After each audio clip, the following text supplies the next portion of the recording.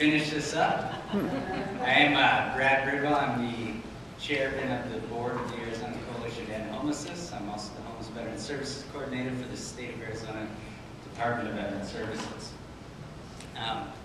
So I want to back it up a little bit. I have to always just like take the teaching moment if I can, and of course hammer the point home over and over and over to why this is so important in our community. So I'm going to take it back to just very quickly something Maddie said, which was very profound, and I had no idea 81% of us root for the underdog. That's pretty cool, and that makes a whole lot of sense now when I look back at this project. But she also said, you know, isn't it ironic that, you know, the further you're down into the Grand Canyon, the less likely that we have resources for you. And from a human service lens or perspective, it's totally ironic. It doesn't make any sense to us because that's what we try to do. We try to help people who need help, right?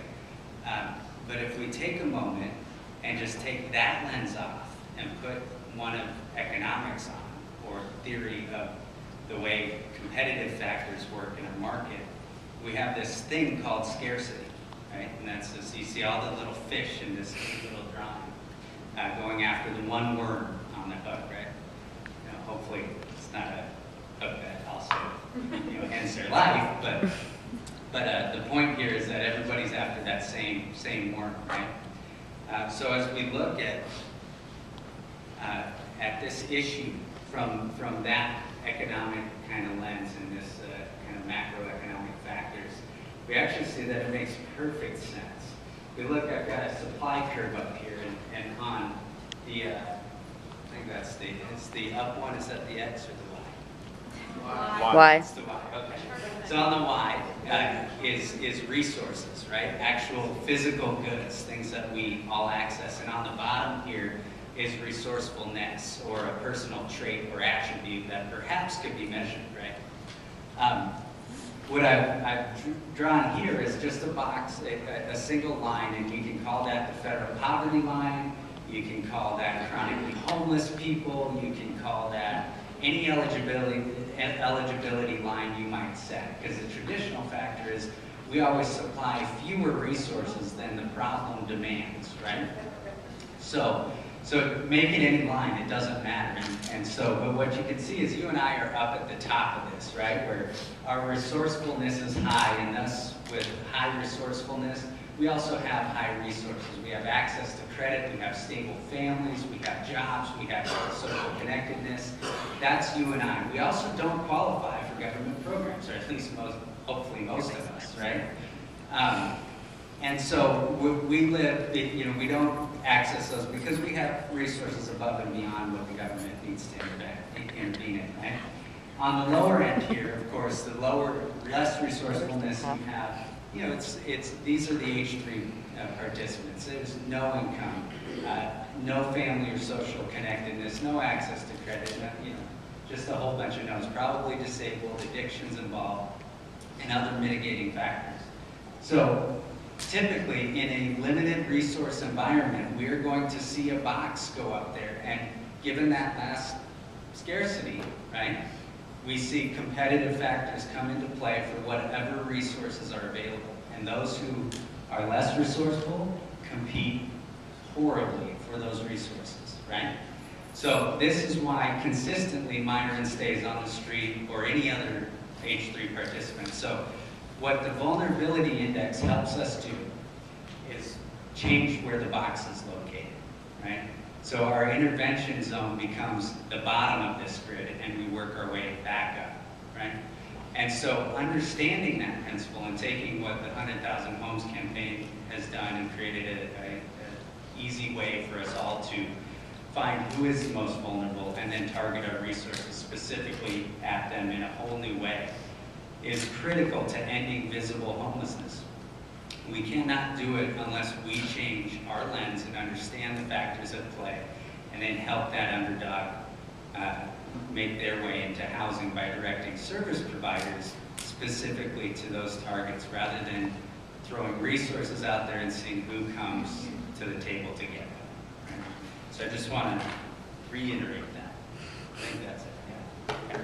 So closing this project out, I just want to take a quick moment to recognize that we have seen, since this has come about, we've seen right inside the Valley of the Sun United Way's Ending Homelessness Initiative to develop 1,000 units.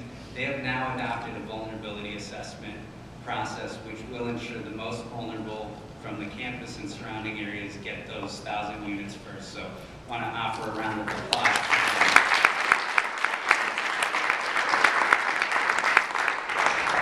So we have some other projects. We have Sarah here from 51 Homes down in Tucson, which is the next big iteration. And of course it was 51 homes because we were 50 up in Phoenix. Right? And I also say Becky talked about raising that $50,000 in 10 minutes, which was it's certainly the highlight of my career, getting to facilitate that process. And of course, they were challenged. They raised $53,000 at their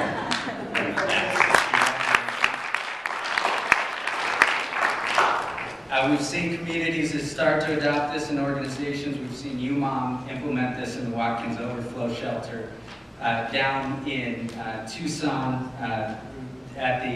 during the brief back after raising all that money, the Southern Arizona AIDS Foundation also committed to adopting the vulnerability index into their common intake practice. Mike had mentioned I helped out in Mesa, and then I got to know even over the weekend we just published for the State Department of Veteran Services, we published the plan to end homelessness among veterans. And much of what we learned about ending chronic homelessness for veterans, we learned from Project H3, and you can see it all over the plan, right down to navigations services. And I got an email over the weekend from Madison Street Veterans Association that said, we want to integrate that into our practices. And so we're starting to see this take hold a little bit more, and will ensure that we can not only end chronic homelessness, but first end the visible side of that. So that no individual lives on the streets any longer. In this, there's no doubt that this project energized the community. Were you guys not energized by Project H3?